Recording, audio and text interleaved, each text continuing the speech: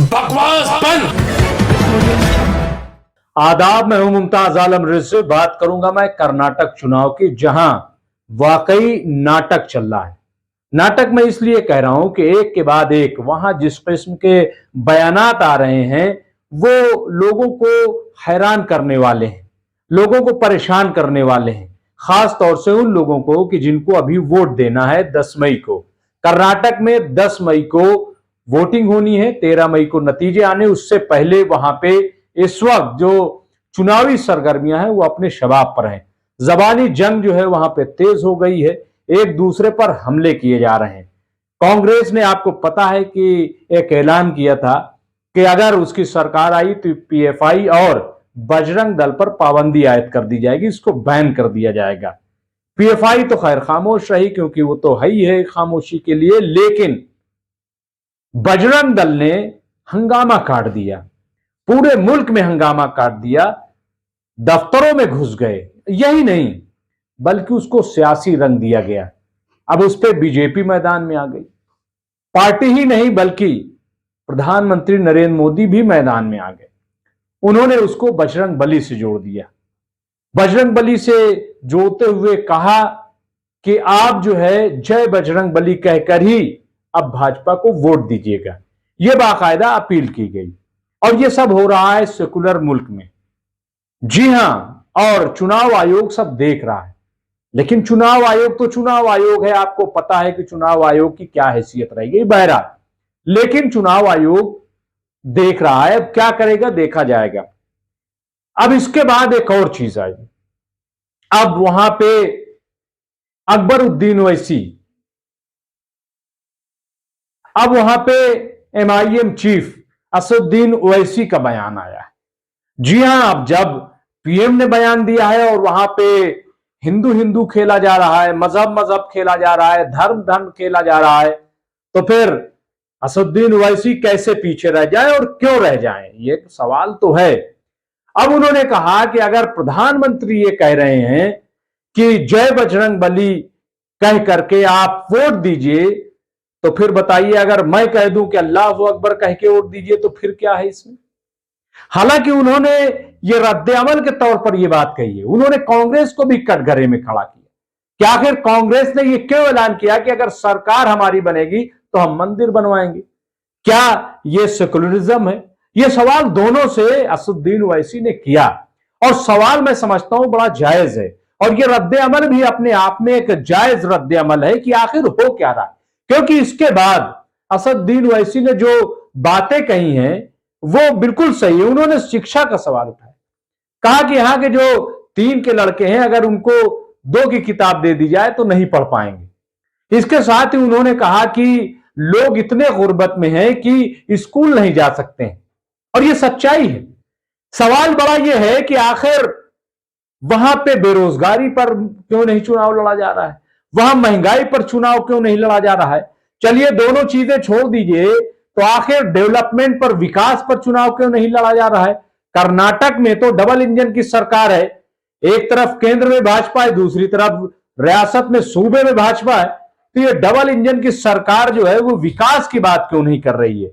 ये शुरू से हम देखते आए हैं कि आप देख लीजिए कि कैसे हिजाब के मामले को पिछले 1-1.5 साल से उठाया गया, बाकायदा टीपू सुल्तान के मामले को उठाया गया।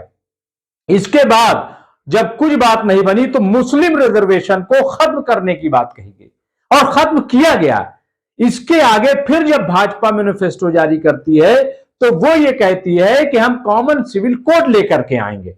यानी आप देखिए कि एक के बाद एक, एक के बाद एक, एक के बाद एक हिंदुत्व कार्ड जिसको हम कह सकते हैं वो खेला गया, लेकिन कहीं कोई कामयाबी मिलती नजर नहीं आ रही थी। कांग्रेस वैसे ही बढ़ती चली जा रही थी, लेकिन ये बजरंग दल और बजरंग बली में कांग्रेस आके फंस जाती है। कांग्रेस को बैकफुट पर आना पड़ता है और कहना पड़ता है कि हमने बजरंग बली को कुछ नहीं कहा, हम तो मंदिर तामीर करवाएंगे, हम तो हुकूमत आई तो मंदिर बनवाएंगे, और हमने तो ऐसा कहा नहीं कि बजरंग दल पर पाबंदी लगाएंगे।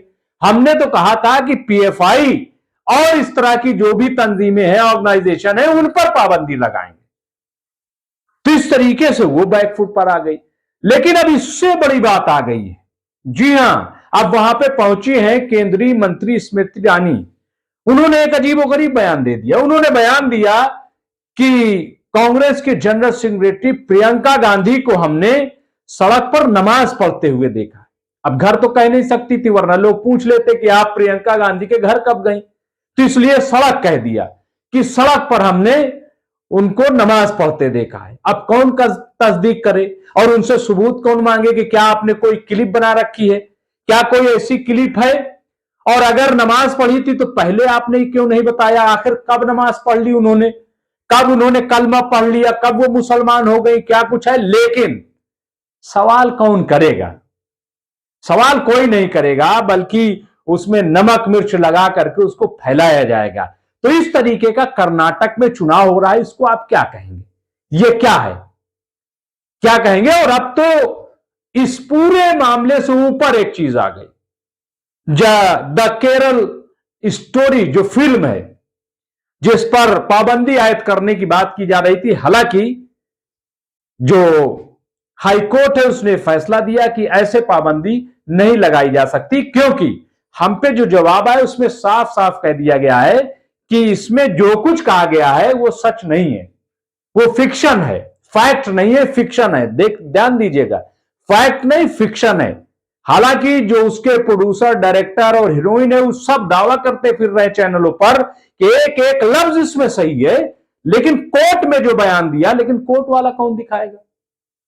क्या आपने सुना कहीं कि कोर्ट में जो फैसला दिया या कोर्ट में इन्होंने जो हलफनामा दिया कि ये तो फिक्शन है, फैक्ट नहीं है? इसके अलावा जो 32,000 कन्वर्ट करने की बात कही गई थी, उसके लिए उन्होंने कहा कि नहीं, ये सही नहीं है, सिर्फ 3 का मामला है, यानी 3 और 32 में कोई फर्क ही नहीं है। अब उसकी एंट्री हो गई है कर्नाटक के चुनाव में, और ये एंट्री कोई आम लीडर नहीं की, बल्कि हमारे देश के जो प्रधानमंत्री नरेंद्र मोदी, उन्होंने कहा है कि दरअसल कांग्रेस जो है आतंकवादियों की सोच रखने वालों के साथ में है। यह बात उन्होंने इसलिए कही क्योंकि जब 32,000 की बात की गई इस फिल्म के जरिए, जब टीजर लॉन्च किया गया, तो उसमें यह दावा किया गया था कि 32,000 कर्नाटक की हिंदू लड़कियों को कन्वर्ट किया गया और उनको आईएसआईएस ने इस्तेमाल किया। इस पर कांग्रेस के मेंबर पार्लियामेंट शशि थरूर ने ये 1 करोड़ का इनाम रख दिया था कि अगर ये साबित कर देंगे तो 1 करोड़ का इनाम देंगे। हालांकि बाद में वो बात वापस ले ली गई। इसके बावजूद वो समर्थक हो गए, सब उसको चला रहे हैं। तो अब वहां पे इस तरीके की चीजें सामने आ रही हैं। बहरहाल जो भी है, लेकिन एक बड़ा सवाल तो है कि क्या जो वहां के बुनियादी सवाल हैं, क्या वहां के जो आवाम के बुनियादी मसाइल हैं, वो नहीं उठाए जाएंगे, उस पर बात नहीं होगी, उस पर चुनाव नहीं होगा।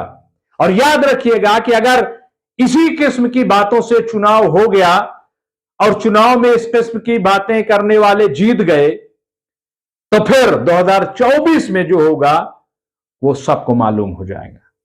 बहरहाल, लेकिन मैं नहीं समझता कि इस किस्म के चुनाव होने चाहिए। मैं फिर कहूंगा कि चुनाव होना चाहिए विकास के नाम पर, चुनाव होना चाहिए बेरोजगारी यानी रोजगार के नाम पर, चुनाव होना चाहिए इंडस्ट्री के नाम पर, चुनाव होना चाहिए शिक्षा के नाम पर, चुनाव होना चाहिए कि महंगाई कैसे कम होगी, कैसे हम कम करेंगे, इसके नाम पर। अगर इसके नाम पर वोट नहीं मांगा जा रहा है और फिर भी हम वोट दे रहे हैं, तो मैं समझता हूं कि बहुत ही अफसोसनाक है। देखना है कि होता क्या है, लेकिन जो हो रहा है वो अच्छा नहीं है। बहुत बहुत शुक्रिया। बकवास बंद।